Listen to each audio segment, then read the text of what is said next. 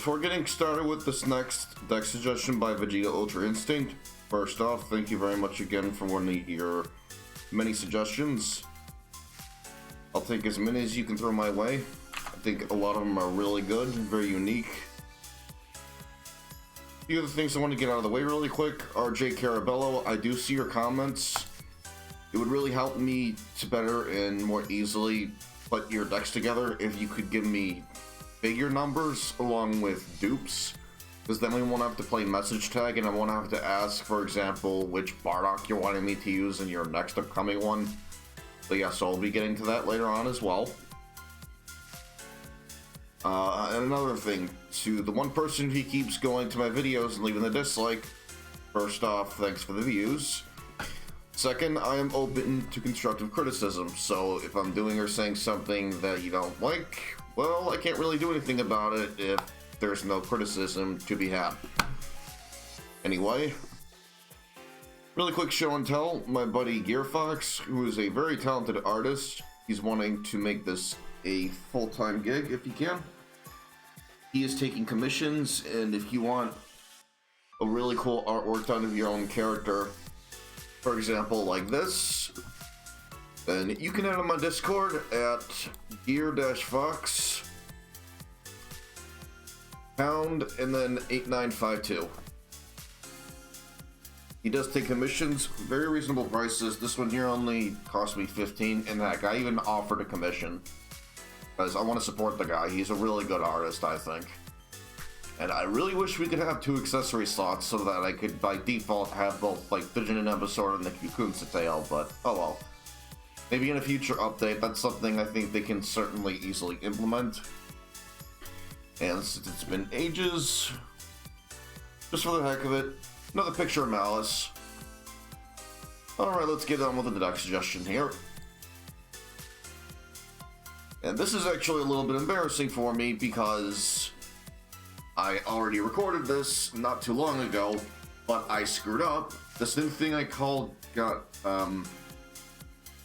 this new thing I got called Voice Mod. I had it on during the whole recording, not aware that it was on the whole time in the background. So I'm essentially having to pay the consequences for that and do all this over. Which I'm perfectly okay with, because this is actually a very good suggestion by Vegeta Ultra Instinct. Got a lot of bulk and power behind it.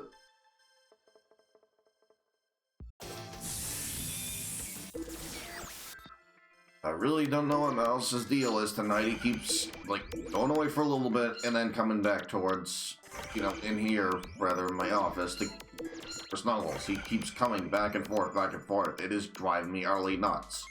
I want to say he's done it already 4 times within the span of only a couple hours. No idea what his deal is. Something I did read up on, and this is just a really pointless side note. Believe it or not, cats do not like to be alone. They really like to be with just someone. Unless you have one of the rare cases, you just like to hide all the time. That's very rare, I think, though.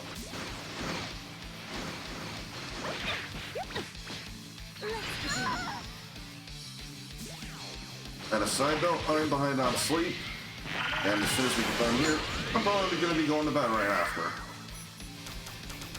Irrelevant, I know, but apologies. I'm having to actually re-record this for, believe it or not, the 3rd time, and I'm really exhausted.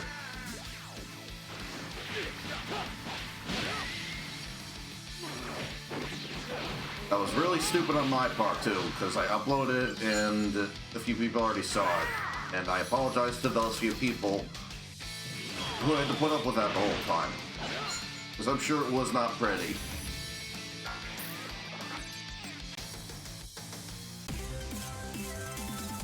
One other thing I will be trying to do with a few more suggestions going forward is just trying to use every single figure in the deck if I can. Because that is one thing I did neglect when doing a suggestion by Mattias Sacchetti, and I apologize for that. That was 100% my bad. Alright, next free battle we have Vegeta. I really wish we had a custom 3D looking render of Blue Evolution Vegeta for a loading screen. I really hope we get that next DLC.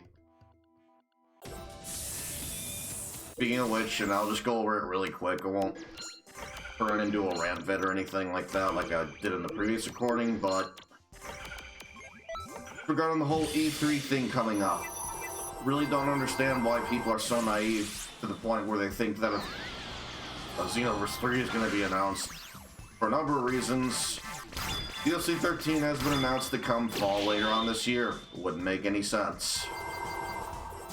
Another thing, and this is a very good point that my buddy RC Blazer brought up, what could they possibly put in another installment that they can't already put here? And another thing you gotta keep in mind too, story is just one aspect of the game. People are asking for another one with story starting off at like the Tournament of Power. Here's the problem with that though, there's only so much that they could do if they're just gonna focus on that onward. It would have to be nothing but What If, and by that point it would just be kind of a ripoff of Super Dragon Ball Heroes. Plus we already have plenty of that, if you ask me, not just from the base story mode itself, but Tokopedia. That was kind of the whole point of that mode being put into the game. A lot of people, I think, don't realize this. And another thing, all the stuff they had us, you know, vote for this past month or two. 5 characters, 5 costumes, 5 more mascots. I think at most 2 of each are going to be included in DLC 13. And if that's the case, there's probably going to be another DLC or 2 next year. And you can quote me on that. Thankfully, though, with that out of the way, very well put together deck. I'm a huge fan of having Ultimate Gauge down every turn on 2 characters. That's what I like to do on my decks myself. One small thing though is I don't see Ultimate Gauge up at all, like anywhere throughout the deck, not even an opposing skill. I mean, I guess it doesn't matter too much. You do have Omega Shenron. Kind of another side thing though is that you got UI Goku in the deck. I don't think you really need to worry about Ultimate Gauge down every turn too much. But I see why it's, you know, I get why it's there. You definitely don't want the opponent spamming ultimates on you if you can avoid it. You know, that would definitely suck.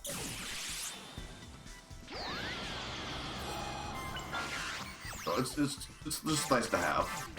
But I think you could more than get away with it if you were to just have UI Goku. Now against a seriously competitive team, probably just leave him on.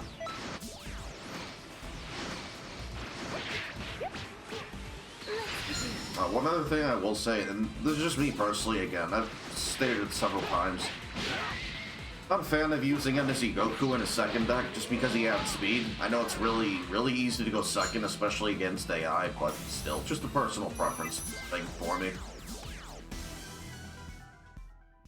I'm a big fan of this deck also just because it has coverage like all across the board. There are trigger squares that cover each trigger square, even though really they're just circles. Anyway, now I swear to God, this is like the 6th time. Go on. I've had it right now, buddy. Go. I'll come get you later. No. Go. Good boy. How many times has it been now? Go on. You might just want to play, honestly. I think that's what it is, too. He just wants to play.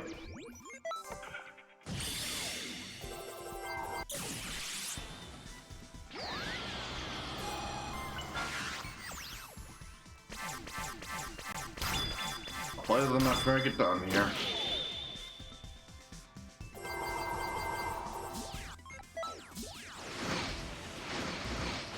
You know, it might be driving him nuts. I know I'm kind of going on a bit of a tangent here, but last Christmas my mom got him 5 different mouses. I'm sorry, not mouse, mice, stuffed mices, and guess what they're stuffed with? Catnip. Might have something to do with it.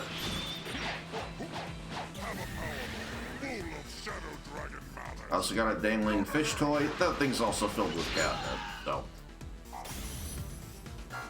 that has anything to do with it, it would make sense. Because not only is he going crazy at the moment, he's driving me crazy too. Like, don't get me wrong, I love him to death. Just sometimes, though, you want your cat to calm the hell down.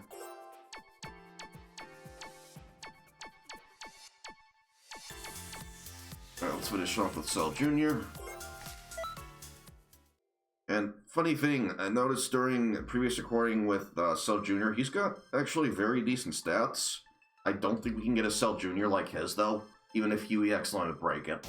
I'll show what I mean in a sec here. Because look at these stats. Those are really all-around very great stats. Also keep in mind he's level 96. I don't think even an EX Cell could go up that high. I'm sorry, EX Cell Jr. I mean, if he can, the color me surprised, but I'm not gonna mess with that at all, I don't think. Plus, I don't even think it would actually be a UR. It couldn't be, because I have the list completely unlocked. It does not become a UR, I can tell you that much.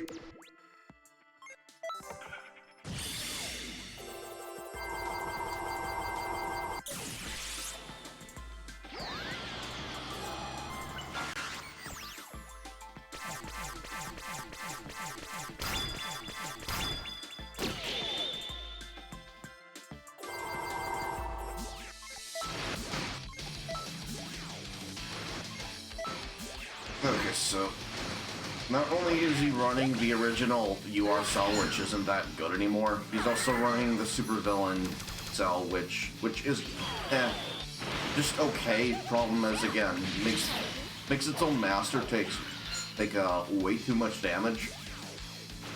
And the other thing, I don't even think it's a UR. Pretty sure it's not a UR.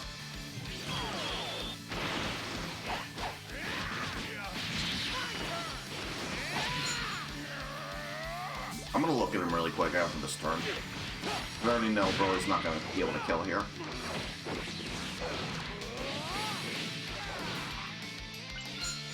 Oh, never mind. Well, I mean for the supervillain cell anyway. This one I think is a UR also.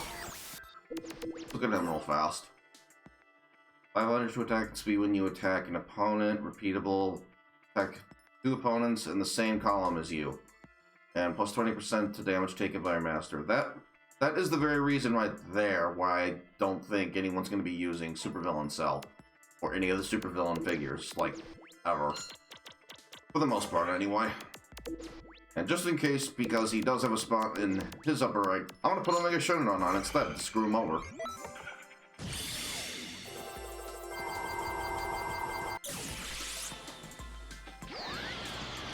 Probably fine doing this either way, because that is a very decent attack stat that Cell Jr. has. I think I'm unfortunately going to be losing that as Goku here, though.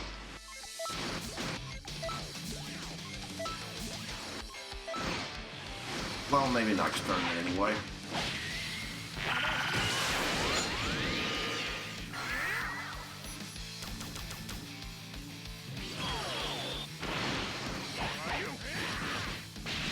I'm definitely putting Broly on after this next turn, though, because just having that threat to attack everyone in front, and if nobody go for the Master, that is such a good all-around threat.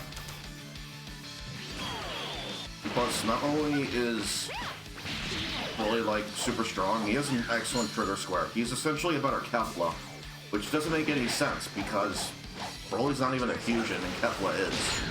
Kefla's a fusion of someone who can go Super Saiyan 2 and another person who basically its universe is legendary Super Saiyan. Doesn't make a whole lot of sense that she has a worse trigger square. Because no matter what, Broly can easily get both effects of his own trigger square off just fine. But whether you go first or second, he's going to keep getting attack each turn. Don't really need to worry too much about the defense. You shouldn't either, I don't think. Not with that helpful in defense stat, even with, you know, Vados and Goku. Just overall safer to just keep him safe. Really redundant. Sorry, more beneficial just to keep him behind a figure.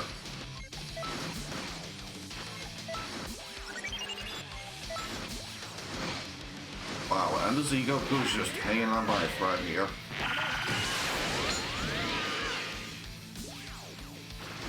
Seriously though, he's good. He's still one of the best figures in the game. At the time when I had it, I liked running him along with Goku. That's just such a fun pair to me. And I would even say it's a better pair than Hit and Goku, because not only is Goku gonna stick around, Goku's gonna get some defense himself. And the thing about Super Saiyan Goku is he already hits more than hard enough. You don't really need to get rid of the opponent's defense. Very much with just by having him and like Ender's Goku, you can constantly just pressure the opponent until they can't do a thing about it.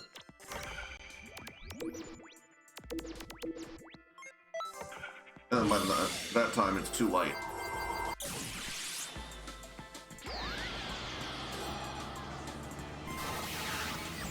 And I'm gonna use it because screw the AI. The RNG in this game has screwed me over so many times, I don't care. I will take all the counterattacks and all the spirit bombs. As long as it's to my benefit.